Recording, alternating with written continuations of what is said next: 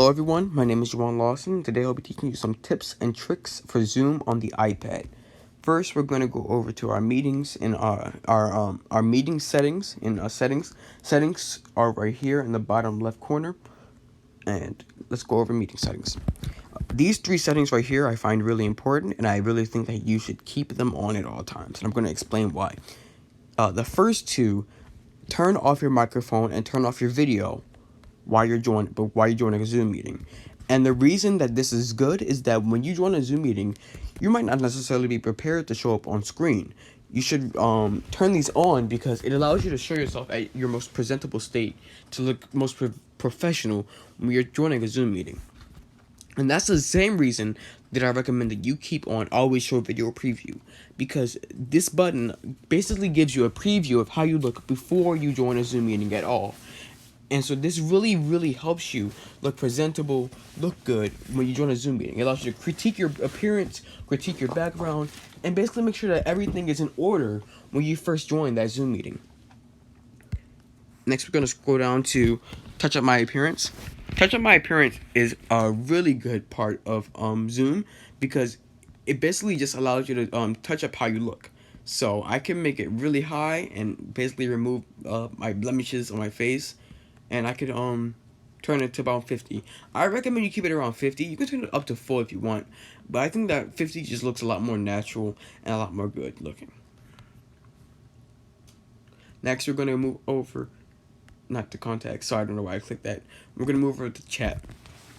Basically, chat settings basically sort of revolve around the whole, I guess, the whole chat area of Zoom. So basically, you can make it so that the one thing that I'm recommending is that you turn this on, show on read message count for channels. And what it does is it allows you to see all of the messages that you haven't read, just the number of messages that you haven't read. So it really shows you the level of importance or how much you're missing when you're typing. So I really think that's a good idea to keep that on. And the rest of these aren't really important. I will say though that I recommend that you keep this on, because I recommend that you keep this on, because only when I'm not active on desktop means that it will stop Zoom from messaging you while you are trying to work. And I don't know about you, but getting a lot of notifications while I'm trying to work is very annoying. So I like to keep this on only when I am not active on desktop. Next, we're going to talk about contacts.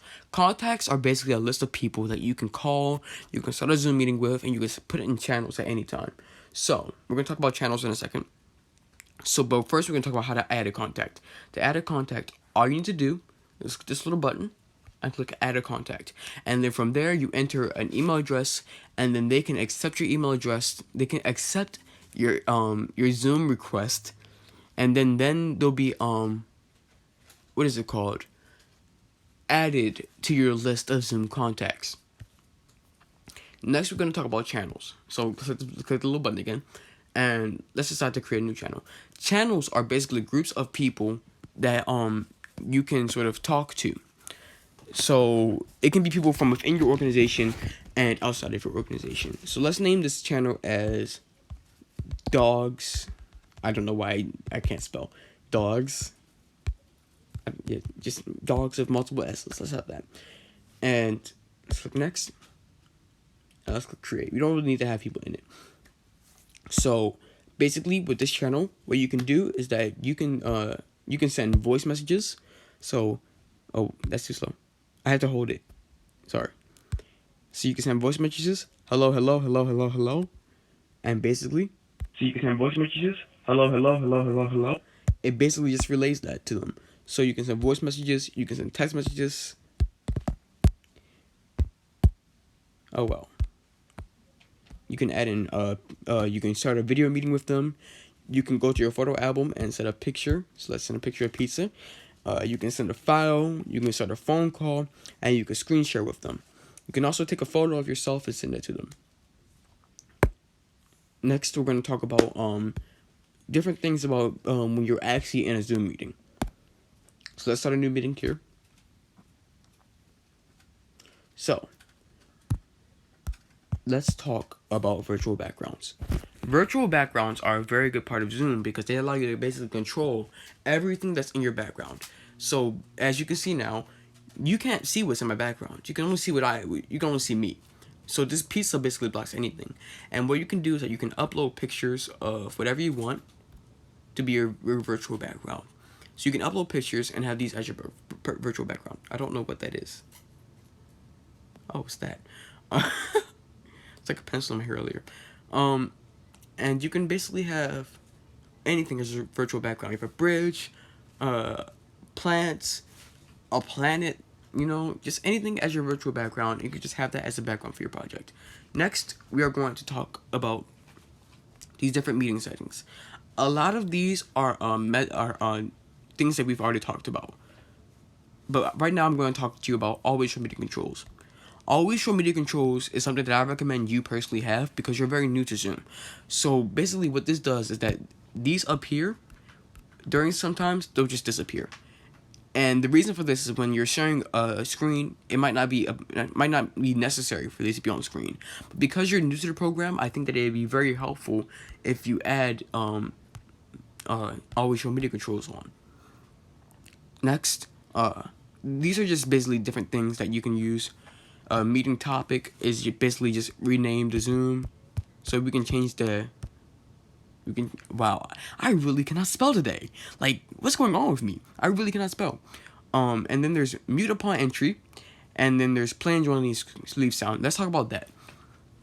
Play, join, and leave sound basically just adds a little jingle, a little noise whenever people join and leave.